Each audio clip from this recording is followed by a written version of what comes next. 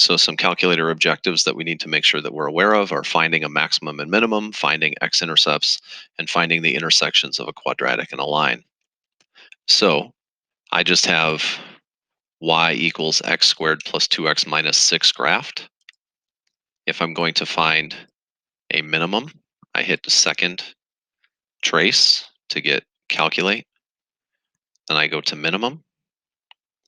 I make sure that my spider or uh, cursor, I like to call it a spider, uh, is on the left side of the minimum. I hit enter. Then I go to the right side of the minimum and then I hit enter.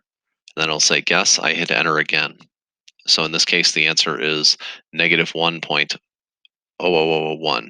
Anytime you see something like this, that's a calculator rounding error if it's something that's very clearly something else.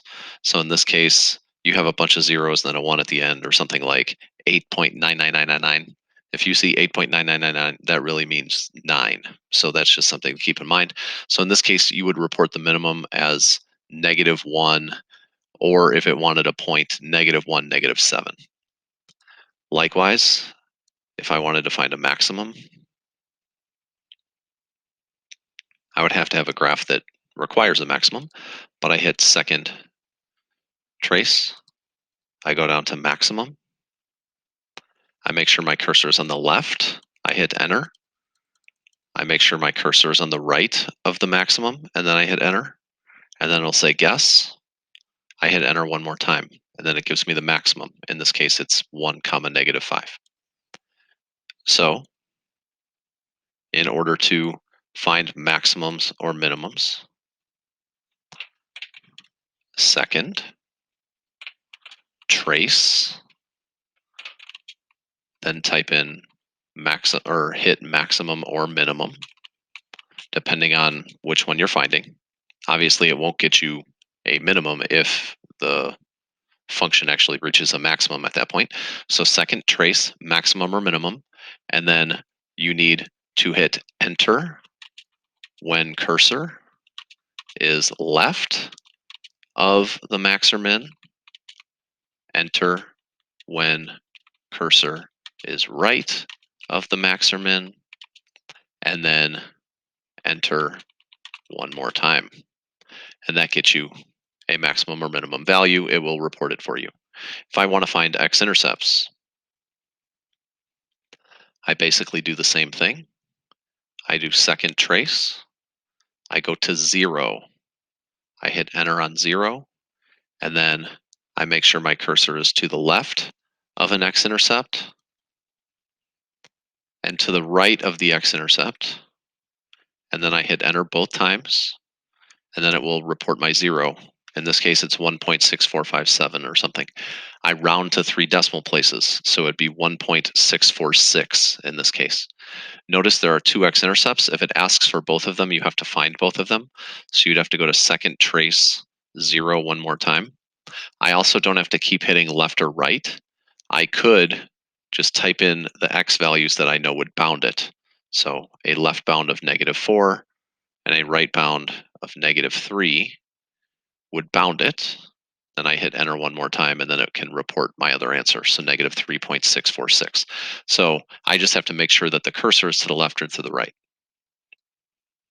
So to find x-intercepts, I basically do the exact same thing, except instead of typing in maximum or minimum, I type in 0.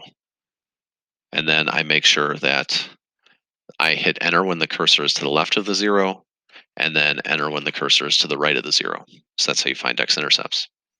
Finding the intersection of a quadratic and a line, well, I would need a line in order to do this. So 2x plus 1 will be a line that intersects. Notice that it intersects the graph twice. It could intersect the graph anywhere between 0, 1, or 2 times. So I hit second trace, intersect. So I'm choosing option 5, intersect. And then what I have to do is I have to move my cursor close to the intersection point. It doesn't have to be ridiculously close, but it does have to be close enough. And then I hit enter 3 times. It will report my intersection. So at -2.646 and negative 4.292 in this case. Then if I wanted the other intersection, I would hit second trace, 5 for intersect, and then I need the cursor to be closer to this intersection than the other intersection. And notice that if I press a button, it doesn't actually work in this case, so I have to actually scroll.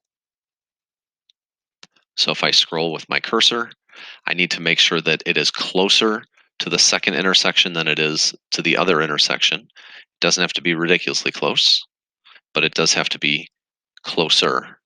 Then I hit enter 3 times and it will report my answer.